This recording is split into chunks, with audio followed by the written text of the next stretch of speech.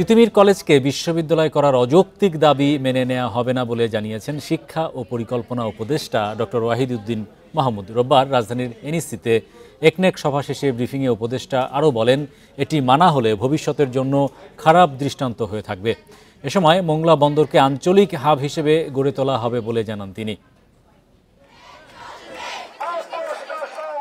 তিতুমীর কলেজকে বিশ্ববিদ্যালয় করার দাবিতে সড়ক অবরোধ এবং অনশন করেন প্রতিষ্ঠানটির শিক্ষার্থীরা।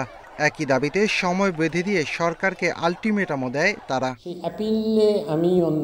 রোববার একনেক বৈঠক শেষে ব্রিফিংয়ে শিক্ষা ও পরিকল্পনা উপদেষ্টা সাংবাদিকদের বলেন, কোনো অযৌক্তিক দাবি সরকার মানবে না। কলেজের ছাত্ররা হঠাৎ করে একটা কলেজকে হঠাৎ করে সময় সীমার মধ্যে বিশ্ববিদ্যালয় ঘোষণা করা, এটা কোনো যৌক্তিক দাবি না, এবং আমরা এখন থেকে আর এই ধরনের সময় বেঁধে দেওয়া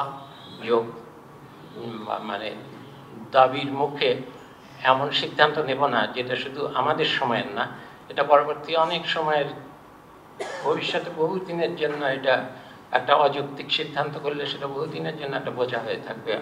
এ সময় আসছে বাজেট নিয়ে তিনি বলেন, অর্থায়নের জন্য বিদেশ নির্ভরতা কমানোর পরিকল্পনা নিয়েছে সরকার। এজন্য রাজস্ব বাড়ানোতে মনোযোগ দেওয়া হবে। বাংলাদেশের এলডিসি গ্র্যাজুয়েশনের সময় বাড়ানোর পরিকল্পনা সরকারের নেই বলেও জানান তিনি। বাজেটের ঘাটতি তো বেশি বাড়ানো যায় না, তাহলে তো মূল্যস্ফীতি হবে।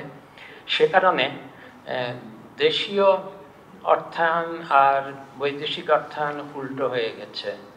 পরিকল্পনা উপদেষ্টা বলেন, চীনের আগ্রহী সরকার মোংলা বন্দরের সক্ষমতা বাড়ানোর প্রকল্প হাতে নিয়েছে। এ বন্দরকে আঞ্চলিক হাব হিসেবে গড়ে তোলা হবে। অনেক প্রকল্পে পায়রা বন্দর এরকম কিছু প্রকল্প আছে, যেসব প্রকল্পে দেশীয় যারা ঠিকাদার এরা কিন্তু রাতারাতি কোটিপতি হয়ে গেছিল। একনেক সভায় দেশীয় নতুন গ্যাস কূপ খনন এবং নিরাপদ খাদ্য নিশ্চিত করা সহ মোট ১৩টি প্রকল্পের অনুমোদন দেওয়া হয়। ব্যয় হবে ১২,৫৩২ কোটি টাকা। Shafil Alam Sujan, Independent News, Dhaka.